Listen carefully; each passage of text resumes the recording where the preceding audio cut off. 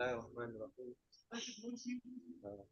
وعن عبد الله بن عمرو كان الصالح صلى الله عليه وسلم ان الله لا يقبل العلم الا من العباد ولكن يقبل العلم بفضل العلماء حتى اذا لم يدرس علما اتخذ الناس رؤوسا جهالا فسئلوا فافتوا بغير علم فضلوا متفق عليه. The YouTube is on also. Okay, بسم الله الرحمن الرحيم. وعن عبد الله بن عمرو قال رسول الله صلى الله عليه وسلم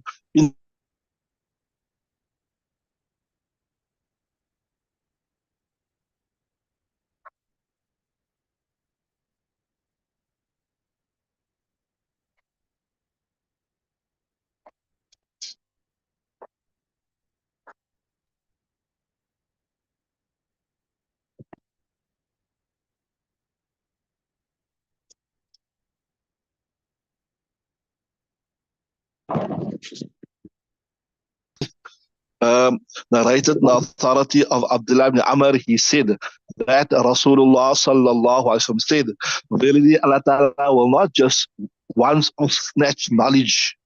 Sheikh Ajuzai sitting there with the second year voice. Snatch knowledge, like just like a snatching, but rather you will yantazi'uhu min al-ibadi, you will take it. That you will not just snatch it, the once off snatch from the people, but rather you will take knowledge by taking, you will remove knowledge by removing the ulama until he will not leave an alim. Then they will take ittakhadhu ru'usan juhala, they will take ignorant leaders. They will be asked, ignorant people will be asked, they will give decrees, they will issue edicts without any knowledge. Then they will be misguided and they will misguide others. This is a muttafaq alayhi riwayat. Tell me what you understand from the hadith before we deep dive into the hadith and before we look at the meaning of the hadith. Tell me what you understood. Who want to give it a shot? Just tell me what you understood on the surface of the hadith.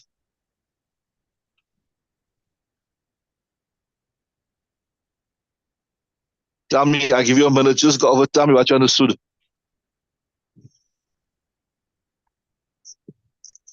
What you understood Islam from the hadith, just from the word of the hadith. Tell me. إن الله لا يقبض العلم انتزاعا ينتزعه من العباد ولكن يقبض العلم بقبض العلماء حتى إذا لم يبق عالما اتخذ الناس رؤوسا جهالا فسئلوا فأفتوا بغير علم فضلوا وأضلوا. Pretty simple what you understood from the hadith. What you understood.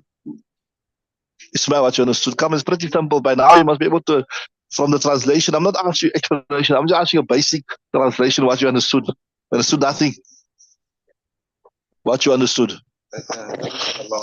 Sallallahu. Come closer, closer. Huh? What? This like how you say darabtuhu daraban, I hit him, I hit him. You will not snatch it away, one snatching. Remember, I told you people before, I don't tell you this.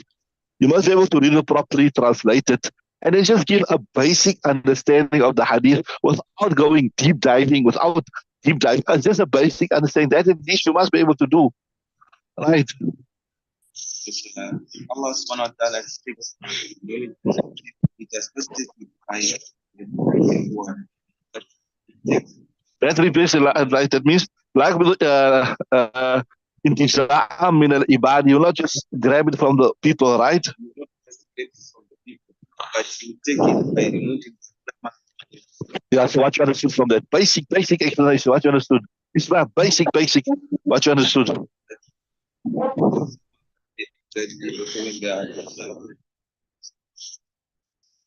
The basic understanding of the hadith is this. Bismillah ar-Rahman ar-Rahim, nahmadu wa salli ala Rasulil Kareem. That as we approach Qiyamah Day, you know this is the general principle that the best of eras, the best of epochs, where you have the most God-fearing people, you have the most knowledgeable people was in the time of Nabi Sallallahu, and then after them and so forth, خير القرون قرني ثم الذين يلونهم ثم الذين يلونهم, isn't it? Right? So close to Qiyamah, Allah Ta'ala will remove knowledge from this world. Allah Ta'ala will remove knowledge. Now, what does it mean Allah Ta'ala will remove knowledge? That they're saying, it won't be like this, that one morning you'll wake up and you see that an alim will be a jahil. He forgot all his knowledge. One morning you will wake up and you will see that all the kitabs are blank. One morning you wake up, you see all the books, there's no knowledge anymore. Doesn't mean that. What it means, when Nabi Sallallahu Alaihi Wasallam said that in the run up to Qiyamah and as you go closer to Qiyamah, there will be a shortage of authentic ulama progressively. So as you come closer to Qiyamah, authentic ulama that practice upon what they preach, they will be hard to find until such an extent when they are not anymore, then none of them are existent, then Qiyamah will happen. Now you understand what I'm saying? So what he's saying, from amongst the Asharat al-Sa'ah, from amongst the signs of Qiyamah is Allah Ta'ala will snatch knowledge. He will take knowledge away from the dunya. He will take knowledge away from the dunya. But when we say He will take knowledge away from the dunya, it doesn't mean, like I told you, one day you'll wake up, you forgot whatever you know. All ulama will be jahil, or all the kitabs will be missing. No, that's not what it means. It means Allah Ta'ala will slowly take away the authentic ulama, and they will be replaced with unauthentic ulama or fake ulama that doesn't have deep knowledge. So in other words, in simple words, what he's saying is progressively towards Qiyamah, there will be a shortage of real ulama rahbani until there will be non-existent. That's what he's saying. So it's not that it just knowledge disappear like how it's not like, you get a computer, you get your phone, you press delete, you delete everything. You won't just delete everything, but slowly, Allah Ta'ala will take the authentic ulama away, and they won't be replaced with authentic ulama. They will be replaced with unauthentic ulama. They will be replaced with YouTube ulama. Look, see there now. Look now after looking at the explanation, now see what I'm saying. Bismillah ar-Rahman ar-Rahim. وعن عبد الله بن عمر narrated authority of Abdullah ibn Amr. قال رسول الله صلى الله عليه وسلم. You're going to kick yourself if you never get the explanation. It's simple. Inna Allah la yaqbidul ilma intiza'an. Allah Ta'ala won't just snatch knowledge. Like I say, we just press the delete button and there all the knowledge is gone from the world. No. And this is intiza'an. It's like I said, ضربته ضربة. It's a maf'ul, what you call a maf'ul lahu. No, it's a maf'ul mutlaq, right? Inna Allah la yaqbidul ilma intiza'an. Allah Ta'ala won't just snatch the knowledge away like that. One day you're more, like how you press on your computer and everything is deleted. One day you wake up and say, oh, there's no ulama here. All the ulama is turning to jahil. No. Right? لا ينتزع العلم انتزاعا ينتزعه من العباد ولكن يقبض العلم, but he will take knowledge away. How? بقبض العلماء, by taking the ulama away. And what does it mean take the ulama away? They will die, they will pass away, etc. Right? To such an extent, حتى إذا لم يبقي عالما, he will not leave any authentic alim in this dunya, not one. And when there's no authentic alim, اتخذ الناس رؤوسا جهالا, people will take رؤوسا جهالا, ignorant leaders. So they will put unqualified people in positions of leadership. And here we're speaking particularly about not political leadership, we're speaking about Islamic leadership, right? We're speaking about Islamic knowledge. فَسُئِلُوا, so they will be asked, is this halal, is this haram, is this whatever, what? فَسُئِلُوا فَأَفْتَوْا, then they will give fatwa بِغَيْرِ عِلْمٍ, why they have no knowledge. فَضَلُّوا, so ضَلُّوا means they themselves will be misguided, وَأَضَلُّوا, and they will misguide others.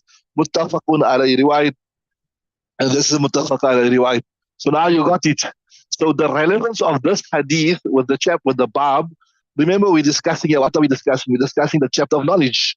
So how is this relevant? It's relevant in this sense that with the progress to Qiyamah, as we go closer to Qiyamah, there will be, as per the theme of other hadith, there will be a deterioration. There will be a deterioration. And even amongst the ulama, there will be a deterioration amongst the ulama. We get ulama that's trying to move with the times, trying to halalize everything, etc., etc. And inshallah we'll do, when we finish this kitab al-ilm, we're going to skip to go to the kitab al-fitan, asharat al-sa'ah, the signs of Qiyamah. According to the hadith, then we'll make arrangements to do them in between babs separately, inshallah, for you. But according to the hadith, that such a time will come, there will be such a degeneration There will be such a degeneration of that it is better for you. That is no hope for the people anymore. It's better for you to take your few sheep and go to the mountaintops and practice in your deen. There's no hope for you to see. There's certain. I'll just give you why we're discussing this here. There are certain hadith that encourage you to live amongst the people, and certain hadith that say that it's better to go to the mountains. So what is the intibaq? The intibaq is as long as you can live amongst the people and you can call them towards good and you can invite them, then it's better to live amongst them and make sabr. But when when things have deteriorated to such an extent, there is no hope for them. Then now then forget about you impressing on anybody else, but rather now you're going to be affected. Then it's better for you now to say, now these people, there's no hope for them. There is no hope for them. Now it's better for me to go to the mountains, right? So like how when the Anbiya alayhi salat wa taslim, they were commanded to call the people towards good, etc. But when they said, now, no, there's no hope, then they left. Like how even, I think it was Hazrat Nuh alayhi salam, what if the إن رب إني دعوت قومي ليلا ونهارا فلم يزدهم دعائي إلا فرارا وإني كلما دعوتهم لتغفر لهم جعلوا أصابعهم في آذانهم واستغشوا ثيابهم واستكبروا استكبارا ثم إني دعوتهم جهارا ثم إني أعلنت لهم وأسررت بصرا وقلت استغفر وكان غفارا يرسل right. So same thing. I was telling you, yeah, they say Allah Ta'ala is Jawad. Allah Ta'ala is generous. And yeah, when a generous person gives you something and the day he decides to take it away from you, he won't just simply snatch it away from you. Like, he'll take it away slowly, slowly to punish you so that it jolts you, etc.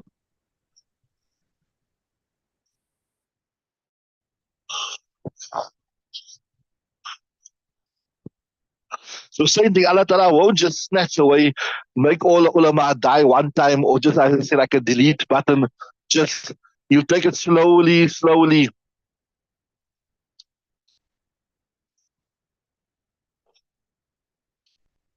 So I was telling you, when you see that the authentic ulama are passing away and they're not being replaced by authentic ulama, so this is a sign of going downhill.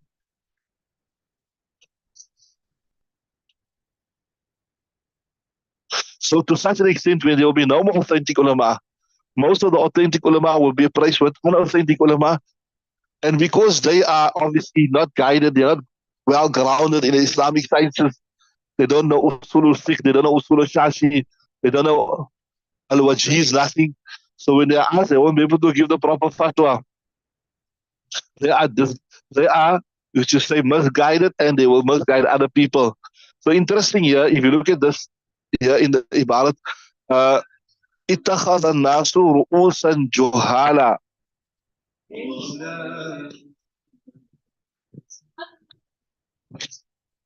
So they will take they will take as leaders, ignorant people. They will take as leaders ignorant. In the Shara, they say, why did Nabi Sallallahu Alaihi Wasallam refer to leaders as head? If you look at the head, normally all the main faculties are in your head. Your sight is in your head. Your eyes are in your head. Your hearing is in your head. Your ability to talk, it is in your head, etc. This is what controls the entire body. The main faculties. Your intelligence is in your head. Your quwwat mudrika is in your head.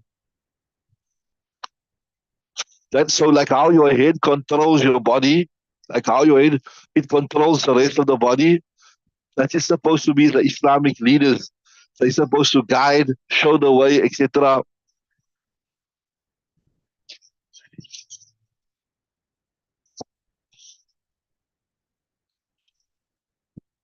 Okay, so from among the signs of Qiyamah is this, what we learn from this hadith is that when authentic ulama pass away and they're not replaced. Okay, read the next hadith. شقيق بن عبد قال كان عبد الله بن مسعود رضي الله تعالى عنه الناس في كل خميس انه رجل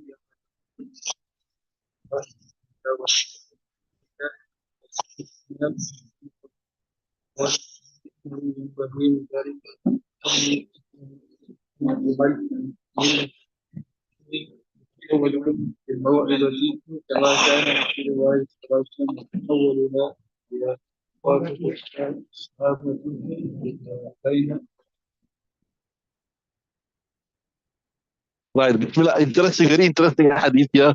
وعن شقيق narrated from شقيق قال كان عبد الله بن مسعود يذكر الناس كل خميس. As Ibn Mas'ud رضي الله تعالى عنه would advise the people every Wednesday. You would give them some advice, etc. فقال له رجل يا أبا عبد الرحمن.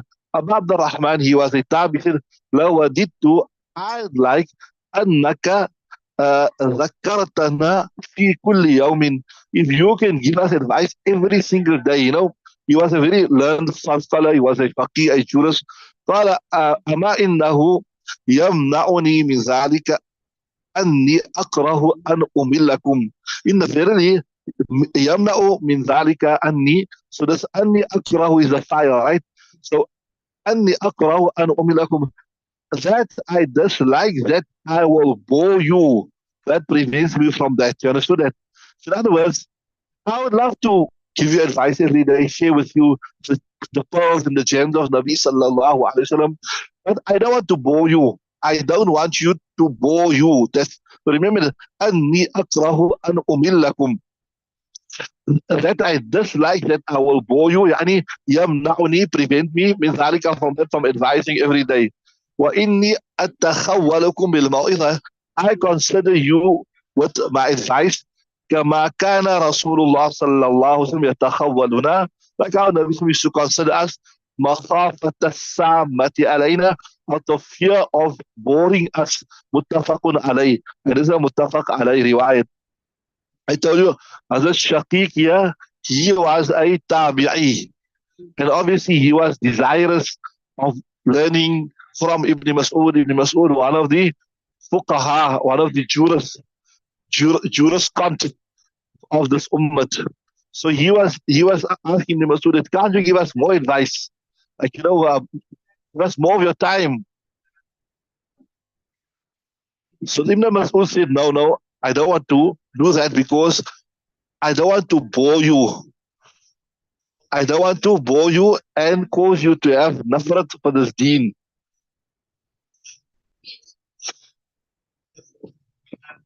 So when they even say in English, too much of a good thing is also not good. Too much of a good thing is also not good. So every time, I'm advising you. So sometimes you see some person, now, every time this person will come and tell me, now, this is not right. This is not right. That is not right. I'm not supposed to be doing this. I'm not supposed to be doing that. So now you avoid that person. You avoid that person, because he's going to start preaching to you. So from this you learn, sometimes maybe if you're an alim of deen, or you have a appa, you are a mu'allima, whatever, that every time you meet somebody, you're not supposed to bombard them with, advices and nasihat. Sometimes you meet him, you greet him also, how are you doing, etc., etc. You make small talk, so that they mustn't have this preconceived notion, oh yeah, he comes again now. He's going to ask me to go in 3 days. He's going to ask me to go in 10 days. He's going to ask me to go in 40 days. Let me avoid him. I've been promising for a while now that I'm going to go in 3 days. I haven't honored this promise. So let me avoid him now, because I got no more answers for him. That's what I'm saying.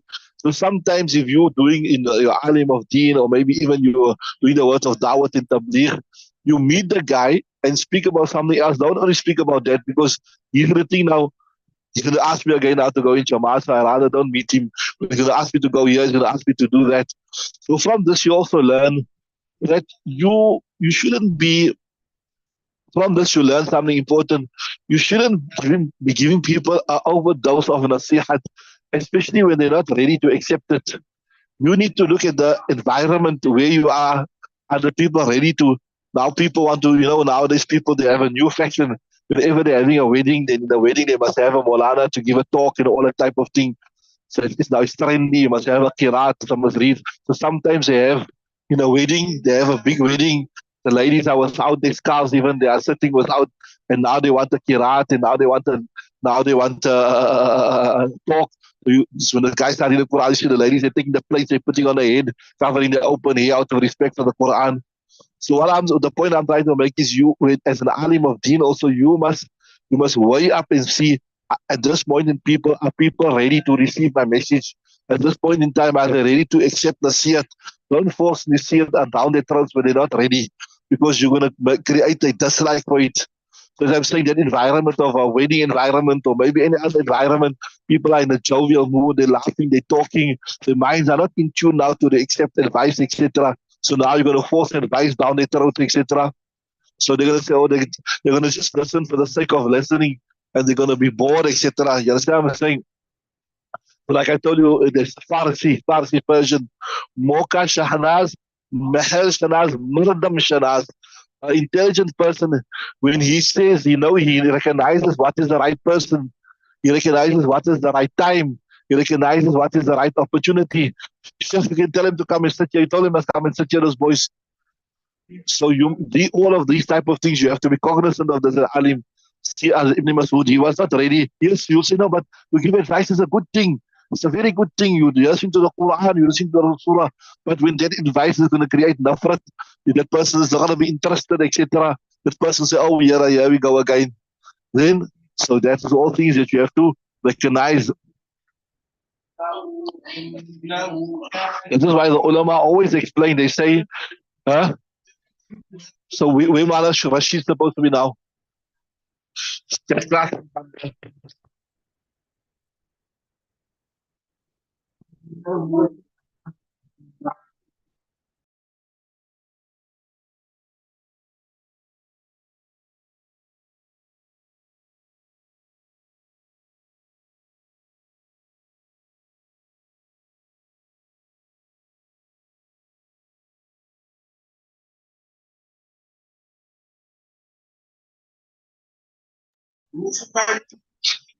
So this is a very important usul in adab, not to, is everything right?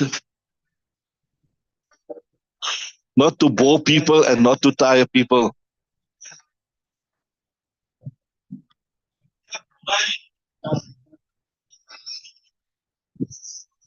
Okay, carry on, read the next hadith. الله تعالى قال قال النبي صلى الله عليه وسلم إذا تكلم بكلمة فتح ثلاثة حتى تفعل إذا أتى على قوم فسلم عليهم ثلاثة. Okay, very interesting hadith. بسم الله الرحمن الرحيم. وعن أنس قال كان النبي صلى الله عليه وسلم إذا تكلم بكلمة أعادها ثلاثا حتى تفهم عنه، وإذا أتى على قوم سلم عليهم ثلاثا، رواه البخاري. Also narrating the authority of Anas radiallahu ta'ala, he said that Nabi sallallahu alaihi wasallam, when he used to speak, إذا تكلم بكلمة, when he used to speak, right, أعادها ثلاثا, you would repeat 3 times, حتى تفهم عنه, until it is understood. وإذا أتى على قوم, when you would come to people, فسلم عليهم, you'd make salam to them, right, سلم عليهم ثلاثا, you would make salam 3 times, رواه البخاري. So yeah, this hadith is saying, yeah, that Nabi Sallallahu Alaihi Wasallam would repeat something 3 times until it was understood. And he'd make salam 3 times. Like I told you before going into the hadith, what we learned from this? We learned from this hadith here that when you are advising people as ulama, or you're doing talim, or you're appa, muallima, or you're a teacher even in the madrasa, or you're a teacher in the school, whatever, that speak lucidly, speak clearly, so people can understand what you are saying. Speak slowly. There's another hadith that says we done it. In fact, we done it in our public speaking, which we do every week there. Whereas we did it hadith as Aisha Siddiqa radiallahu ta'ala said that Nabi Sallallahu Alaihi Wasallam never used to speak like you, like say like the Sahaba Kiram. You people speak fast. The hadith said Nabi Sallallahu Alaihi Wasallam used to speak slowly so that a person can hear and understand what he's saying. Repeat something. We know Allah Ta'ala have created different people with different intellectual capacities. Sometimes some people, they don't understand something, but the first explanation, they need to be explained for a second time. That some people need to be explained for a third time.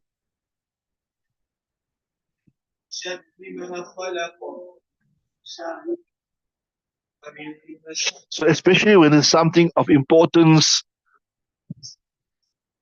like I told you, if you have intelligent people, they will understand it with the first hit. The second, if they're not so intelligent, they will understand it with the second hit.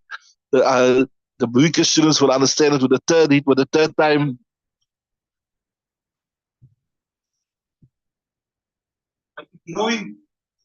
So this shows you that as far as possible, try to make it easy for your students. Try to make it easy for your, and like we discussed this also before, that many a time Nabi Sallallahu Alaihi Wasallam would use examples. You'd draw lines in the sand, etc. If you do public speaking, they call us props.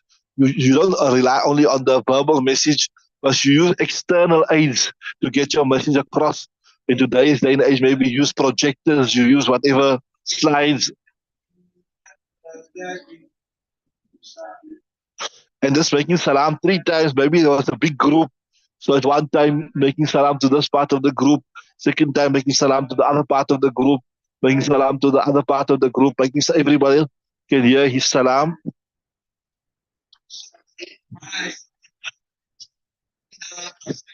Let's look at the next hadith.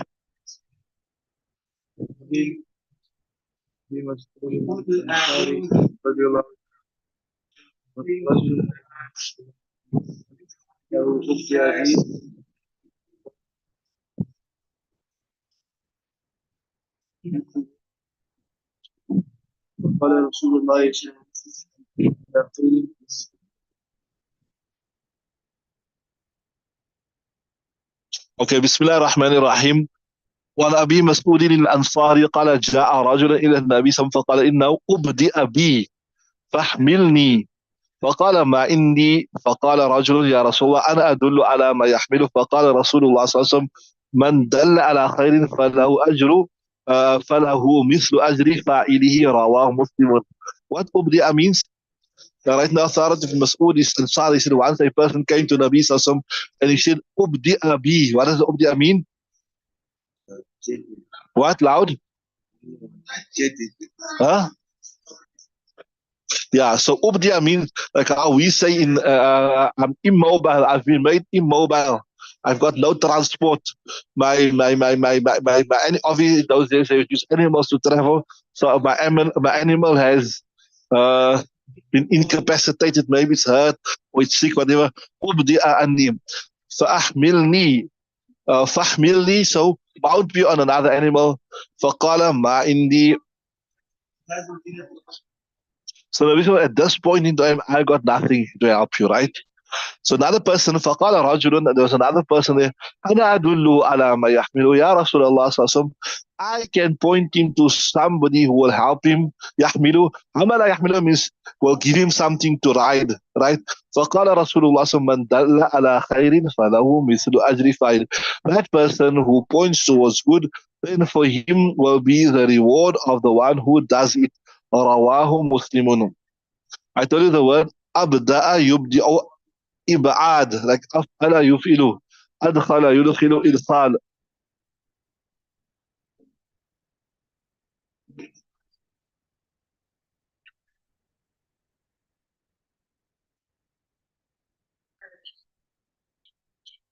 So yeah, I say in the Shara, this أبدأ يبدأ, it means that the literal meaning is when your camel has been incapacitated, your camel can't move forward. And in this case here, what it means that in this case, what it means that I've got no transport. My car broke down. And then the Sahabi said, look, I will show you to somebody who can help you. Then Nabi mentioned this principle, Man danna ala khairin falahu mithlu ajri fa'ilihi. And the same similar sentiments are expressed in another hadith which says like this here, Ad-da'ilu ala al-khayri kafa'ilihi. Ad-da'ilu ala al-sharri kafa'ilihi. That person who indicates or shows towards good, he will give the reward. And that person who points or shows towards evil, he will get the punishment for that. So what the hadith is saying, if you are instrumental in somebody doing something good. You are instrumental in somebody doing something good.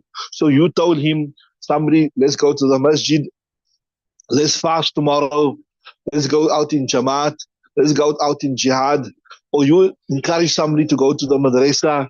Mashallah, you are a clever guy, you come through the alim course, you do well, you got, alhamdulillah, you got the istidad, you got the potential. Or you come, let's go in Jamaat, let's go to the masjid, etc. Then whatever good they do, you will also be accrued in your account. You will also get the reward of that, right? So that's obviously the relevance of this hadith with this chapter is quite obvious, that when you impart knowledge and people practice upon that knowledge, irrespective of how you impart that knowledge. The previous day, maybe there was only like what we say, mushafahatan, you'd verbally educate people, but then as things progress now, you get you can educate somebody via electronic media, social media, writings, newspapers, periodicals, etc., etc. So if you whatever way, if you are instrumental in getting people to study Deen, then obviously you will also not study Deen, even practicing on anything of Deen, like if it's coming up to Ramadan or 15 Shaban or whatever, encouraging the people to fast, and inshallah you will also get the share of that, right? Read the next, what's the time? Okay, read the next hadith. بسم الله الرحمن الرحيم. وعن جابر رضي الله تعالى عنه قال كنا في صدر النهار عند رسول الله صلى الله عليه وسلم فجاءه قوم قالوا مجتابين نماري, right? اجتاب يجتاب. متخلد السيوف عامتهم من مضر بل كل من مضر فتعمر فتح فتمعر رسول الله صلى الله عليه وسلم لما رأى فيهم من الفاقة دخل ثم خرج فأمر بلالا فأذن وقام وصلى ثم خطب فقال يا أيها Interesting hadith. Okay, it's a long hadith. Let's read and translate. Bismillahir Rahmanir Rahim. Wa an Jaririn qala kunna fi sadrin nahari. We were in the middle of the day. Inda Rasulillahi sallallahu alaihi wasallam, by Rasul. Faja'a qawmun uratun, a people that were like naked. Mujtabin nimari, that had folded upon themselves some type of cloth. Awil abai, like abai, like there's some jubas. Muqallidis suyufi, they had their swords on the neck. Most of them from the tribe of Mudar, right? كلهم فتمعر وجه رسول الله صلى الله عليه وسلم لما رأى به من الفاقة. The face of Rasul changed, وجه رسول, because of what he saw from them from the poverty. So he was very hard. So فدخل, he entered, ثم خرج, he came out, فأمر بلالا, he instructed them, فأذن وأقام, he gave the adhan and he gave the iqamah, وصلى, then he performed the namaz. ثم خطب السير فقال يا أيها الناس اتقوا ربكم الذي خلقكم من نفس واحدة إلى آخر الآية. Read the whole ayah. إن الله كان عليكم رقيبا. When Allah Ta'ala knows what's happening. التي في الحشر, the one is in the Hashr. اتقوا الله ولتنظر نفس ما قدمت لغد. Fear Allah Ta'ala, and every soul should see what is sent forth for the tomorrow. In other words, good deeds. تصدق رجل من ديناره من درهمه من ثوبه من صاع بره من صاع تمرة حتى قال ولو بشق تمرة. That a person will give sadaqah from his dinar, his gold coins, from his silver coins, from his clothes, from his measures of his measures of barley and wheat, from his dates. حتى قال, so Sa'd said, Nabi said, وَلَوْ بِشِقِّ تَمْرَةٍ, even if it is a portion of a date. قال فَجَاءَ رَجُلٌ مِنَ الْأَنصَارِ بِسُرَّةٍ كَادَتْ كَفُّهُ. So Nabi Sallallahu was encouraging him. He said, you got there in your kitab, is it you got tasaddaq or tasaddaqa? What you got? Tasaddaqa. So okay, a person should give. So Nabi Sallallahu was encouraging him to give charity. All right. So such as a person came, Ja'a Rajul min al-Ansari bisurratin, with a bag of so much, kadat kafuhu ta'jiz, his hands couldn't even contain, right? Qala bal ajizat, right? So Nabi Sam saw these poor people and encouraged the Sahaba Ikram now to give in charity.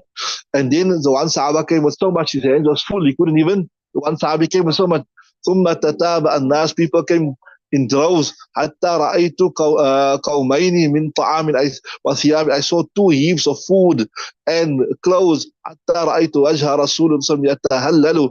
So I saw Nabi Sallallahu face shining, happy that now the Sahaba have responded to the call and they are assisting these people. كأنه مذهبة, as though it was like a shining gold. وقال رسول الله صلى الله عليه وسلم من سن في الإسلام سنة حسنة, that person who initiates in Islam a good deed, فَلَهُ أَجْرُهَا, for him will be that reward. But وَأَجْرُ مَنْ عَمِلَ بِهَا, and whoever practice upon it after him, مِنْ غَيْرِ أَنْ يَنْقُصَ مِنْ أُجُورِهِمْ شَيْئًا, without decreasing from his reward anything. وَمَنْ سَنَّ فِي الْإِسْلَامِ سُنَّةً سَيِّئَةً, and that person who initiates a bad action, كَانَ عَلَيْهِ وِزْرُهَا, upon him will be the punishment. وَوِزْرُ مَنْ عَمِلَ بِهَا, and the punishment who practice upon it after him, مِنْ غَيْرِ أَنْ يُنْقَصَ مِنْ أَوْزَارِهِمْ شَيْءٌ, without anything decreasing from their reward. رواه مسلم, Imam Muslim narrates this particular riwayat. Okay, we'll do the explanation, the detailed explanation of this riwayat tomorrow, or the Lughwi Tahqiq, etc., etc. But what actually, just briefly, I told you the first step is to understand what happened. So, Amul Waft, you'll do inshallah, you're doing Sirat after Fatih Makkah, when all the delegations started coming to visit Rasulullah. So a people came that were very, very poor. They hardly had any clothes on their body. When Nabi Sallallahu saw them, فَتَمَعَّرَ وَجْهُ رَسُولِ اللَّهِ Sallallahu, Nabi Sallallahu face was, you could see that the pain on his face and the poverty of these people. Then he encouraged his Sahaba Ikram to give. So from this also, you get how we get our welfare organizations that see to the needs of the people. See also here, Nabi Sallallahu also had a welfare organization, and that was his ashab. Then he called them. They brought different people, brought different types of things, and until Nabi Sallallahu face was shining out of happiness. And then Nabi Sallallahu made a statement that if you initiate a good, then you will get the reward of all those people who follow on that good. And if you initiate the evil, then you will get the punishment of all of those people. So you must be instrumental in starting and initiating good, not be instrumental in initiating evil. So that was just a basic explanation of the hadith, the detailed tahqiq. We'll look at that tomorrow, inshallah. Okay, now we will switch over to our tafsir, inshallah. We'll use the same.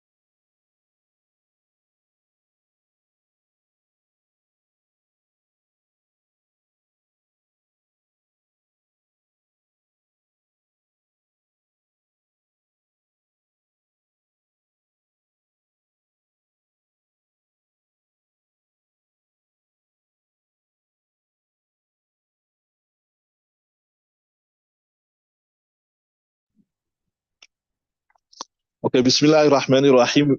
We were still doing a brief explanation of this verse here. Ya bani Adama khudhu zinatakum inda kulli masjidi wa kulu washrabu wa la tusrifu innahu la yuhibbul musrifin. O children of Adam alayhi salam, khudhu zinatakum, take your beauty and your adornment inda kulli masjid, at every place of making sajda, wa kulu, and eat and drink, and do not be excessive. Innahu la yuhibbul musrifin. Allah Ta'ala do not love those who are excessive in their mannerisms. So we said from this you can see, take your clothes of adornment, take your beauty in the kulli masjid at every place of making sajda. So sajda is part of salah, right? So this shows you that when you are reading your salah, you have to cover a certain portion of your body. So this is also a proof to show, like, you've done, mashallah, you done also that one of the sharait of or one of the shurut of salah is that you must cover a certain portion of your body. Like, for a man from the navel till the knee, for a woman in the Hanafi madhab, the entire body besides her face. And from the top of the hairline until just below the chin, and then and besides the face and besides the feet must everything else must be covered. So this verse here is also a proof that Allah Ta'ala is saying, when you go to your masjid, in other words, so why do you go to your masjid? You go to your masjid to pray. Whether it is a man going to his masjid, there's an official waqf masjid. Yesterday also we discussed in the Hidayah lesson what is a waqf masjid, or whether a woman goes to her masjid, a designated place of prayer. You can keep your eyes closed if your eyes so no problem. You can take after this, I'll give you 2 tablets, keep your eyes closed. Or whether a woman go to musalla in the house. So there's a very subtle indication that you need to be covered when you read your salah. So this is, you can say, one of the proofs to say that satrul awra is a condition for salah, right? I was telling you that the broader outlines is found in the Quran. Then the details of that is found in the hadith. There's a hadith, Inna Allaha la yaqbalu salata ha'idin. Right, Allah Ta'ala, the ha'idin referred to a woman that experienced hayd, which means a baligha woman. Allah Ta'ala does not accept the salat of a baligha woman until she wears the khimar. That covering the body properly is obligatory in conditions other than salah, as we also prove from other verses of the Quran and narrations of hadith. So we said, so one is covering your body in salah, and then also covering your body out of salah also. It's also proven from the Quran. And this hadith, Ya bani Adam qad anzalna alaykum libasa yuwari sawatikum warisha. The proof to share it not only in salah. This was khudhu zinatakum inda kulli masjid. Cover yourself at the time of salah. And this one is under normal circumstances also. Ya bani Adam qad anzalna alaykum libasa yuwari. We've given you clothes to cover your private bits and pieces. To sum up, it can be said that covering the body properly is the first human and Islamic obligation on everyone, which is mandatory under all conditions, and salah and tawaf is obligatory in the first degree. So from this we learn that as a Muslim, whether you're in salah or out of salah, you need to cover yourself up. This is one of the integral basic fundamentals of your religion. Now, something else interesting, this khudhu zinatakum inda kulli masjid. Take your adornments with you at the time of salah, right? The verse brings out another rule of conduct by calling dress zina. The hint given is that the preferred practice in salah is one should not limit himself to just covering his body functionally, but choose to wear what adorns, looks becoming, of course, with one's means. It was a habit of Sayyidina Hassan that wears best dress at the time of salah, saying, Allah Ta'ala loves beauty, therefore I dress myself beautiful to please my Lord. And he said, Khudhu zinatakum, take along what looks good on you to every mosque. Interesting point here. Once we discuss what is the bare minimum, like for a man, you cover from below your navel till your knee. For a woman, you have to cover. But here, Allah Ta'ala didn't. When Allah Ta'ala spoke about covering yourself at the time of salah, Allah Ta'ala never say just cover your aura or wear your basic dress. Allah Ta'ala said take your zina. What he said, take your beauty. So this shows you that at the time of salah, you must look beautiful. You must look handsome. For a man, he must wear his best clothes. If he's got a turban, whether you are reading even salah alone. So many times we've got this habit, maybe if we are going out to the masjid, then we're going to wear our nice kurta, but maybe if we are reading in the house, whatever, so now we're lazy to put on our turban, or we're lazy to put on a nice decent kurta. We'll take any dirty kurta. But remember, who are you praying in front of? You are praying in front of Allah Ta'ala. Whether you are alone in your house, you still. And for the woman, obviously, they also have to be neat and clean and smart. Put on even though maybe the clothes are clean, the clothes are parked, whatever. But if it's dirty, it's soiled, it's creased, untidy, it's not appropriate. It is not appropriate. We're not saying the salah is not valid. The salah is valid, but it's not appropriate. So even though you are reading a lone salah in the corner of your home, as a man, you're supposed to masjid, for whatever reason, or maybe you're reading your tahajjud salah, or you're reading your sunnah salah, or woman, the more concealed she is at the time of salah, the better. That is proven from the hadith. Then too, she should be neat, clean, crisp, smart. And here you got a statement of Al-Hasan radiallahu ta'ala. He would dress up. It was a habit of Sayyidina Hassan that he'd wear his best dress at the time of Salah, saying, Allah Ta'ala loves beauty. Inna Allah jamilun yuhibbul jamal. I dress myself beautifully to please my Lord, as he said, Khudu zinatakum. So we can see that this verse proves two things: that covering the body properly is obligatory, and it is recommended and merit-worthy to wear a neat, clean, and good dress within one's means. So there's two things. One is to cover the basic aura, and that we discussed in detail. You would, Abdul Rashid, we done in Hidayah Shareef, detail what is to be covered from the man, all the details, the ikhtilaf. And in addition to that, also to be clean, smart, zinatakum, sort of a man to wear turban. If you've got a jubba, to wear jubba. You clean your mouth thoroughly. If you're a smoker, anybody, you smoke, don't smoke. Allah protect us from smoking. If you smoke, to clean, I'm not saying it's permissible to smoke, I'm saying if you smoke now, just like I say, I said it's permissible. So if you're a smoker, to clean your mouth thoroughly. If you've got itter perfume, to put perfume on, right? So there's two things. One is to cover the basic necessary things, and the second is then also to be clean, crisp, and smart. Some rule, right? Salah and the rest. The third problem at this place is about the satr. That is that parts of the body to be concealing which is under all conditions, especially in salah and tawaf and obligation. So what are the limits? The Quran has given the command briefly. Its details have been trusted to the Holy Prophet Sallallahu explained in detail. He told us that the sitter of man is from the navel to the knee, and the sitter of the woman is the whole body, except the face and both palms and the feet, which are exempt. So what I was telling you earlier, that the Quran doesn't give all the finer details. If the Quran had to give all the finer details, how thick would it have been? How the Huffaz would have battled in the salah. So it gives us a broader outline that, look, you have to cover yourself, you have to be smart, and the finer details that you get from the life of Rasulullah. So Allah Ta'ala anzala ilayka al-kitab litubayyina linnas. We gave you the kitab of Muhammad so that you must explain. So the same statar which is applicable out of salah, it is also applicable in salah. As for a man, the bare minimum is from below the navel to the knee, and for a woman's entire body besides the face, the hands, and we say hands, we mean till the rest, right? And excluding the feet. That is Hanafi madhab. If I remember correctly, just few minutes will be done. The Shafi madhab is, I think the feet also have to be covered. Right or wrong, Ismail? Shafi madhab, you have to cover your feet also, right? So all these hadiths appear in the hadith.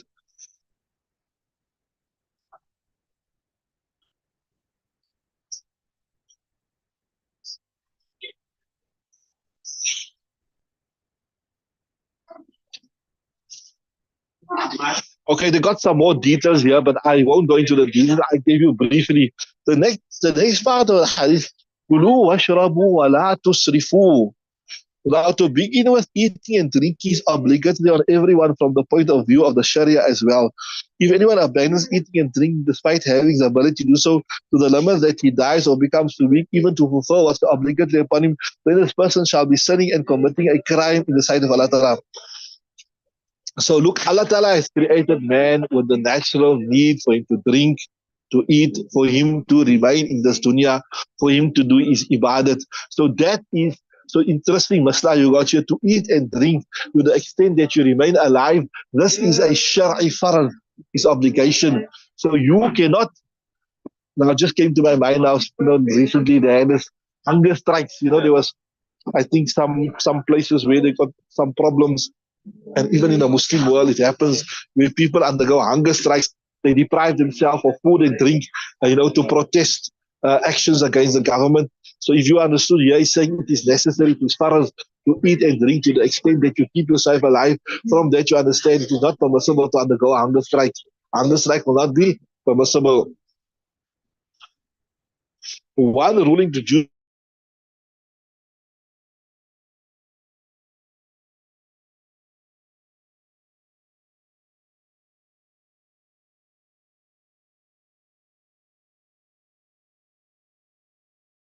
This was suggested by the fact that the object of Kulu Rabu was not mentioned in the verse. That is, it does specify to eat or drink. The masters of Arabic diction have clearly established that not mention the object on such occasions is indicated towards its generality. That is, that one can eat and drink everything except things which have been declared to be haram, unlawful. So interesting, I tell you, Allah Ta'ala reward the fuqaha. They say here, Allah Ta'ala says, Kulu washrabu wa la tusrifu. Eat and drink. From this, we learn the important principle that al-aslu fil ashya'i al-ibahatu, that the default ruling of everything is halal. So everything is halal until we don't have a proof to say it is haram. So the default ruling is everything is halal until we do not have a proof. They're saying here, if we had to look for the sign for it to be halal, then Allah will say, eat this, eat that, and eat that. But Allah never say eat that. Like, for example, if I invite you to, to a party, whatever, right? And I say, eat whatever you want here. So that means everything is halal, except don't eat this here. This is reserved for somebody. So what does that show you? That everything is halal except this here, right?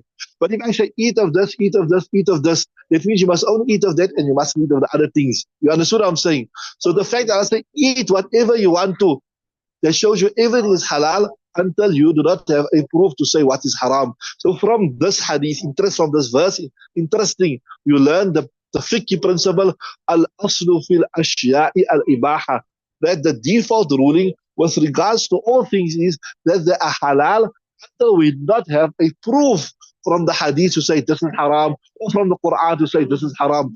I hope that is clear. Can you see how from this verse the ulama have deduced al-aslu fil ashya'i al-ibaha, that the default ruling for everything is permissible until you not find a proof to say it is haram. So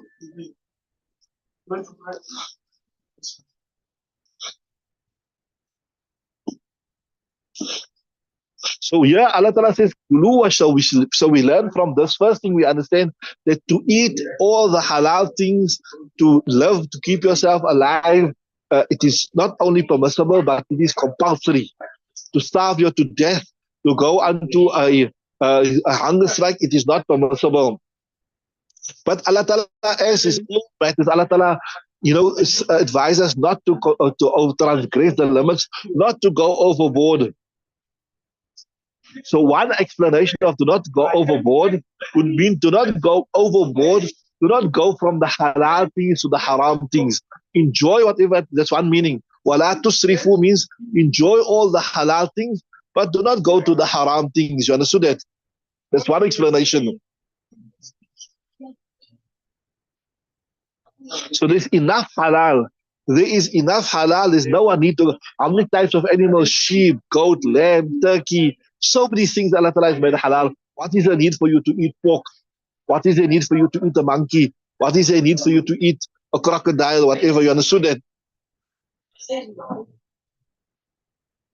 Yes. So there is a prepared speech and something whereby from just knowing. So another explanation of this also is that which Allah Ta'ala has made halal for you, do not make it haram unnecessary. Ya ayyuhan nabiyyu, this is kulu washrabu wa la tusrifu. La tusrifu means, if you have la tusrifu, don't go overboard. I tell you, one is do not go from the halal to the haram. That's what the explanation. Allah Ta'ala has made so many things halal for you. There's no need for you to go to the haram. Then another explanation is this here, that which Allah Ta'ala has made halal for you, do not make it haram. So that's the second explanation. Then a third explanation is this here, do not go over the limits. Do not go beyond the limit. Make a presentation at any given moment. So you eat, but like how we say in English, you eat to live, not you live to eat. That you are wasting so much money beyond need, and you are eating more than what you need. You're supposed to be eating so that you can live, not live so that you can eat. So this also falls under the ruling governing israf or extravagance. One is that you're eating more than what you need. So Allah Ta'ala says in the Quran, إِنَّ الْمُبَذِّرِينَ كَانُوا إِخْوَانَ الشَّيَاطِينَ, that the extravagant ones are the brothers of shaitan. Okay, Mu'ana, your time's up. We'll stop there, inshallah. We'll continue tomorrow. This is when these things do appear.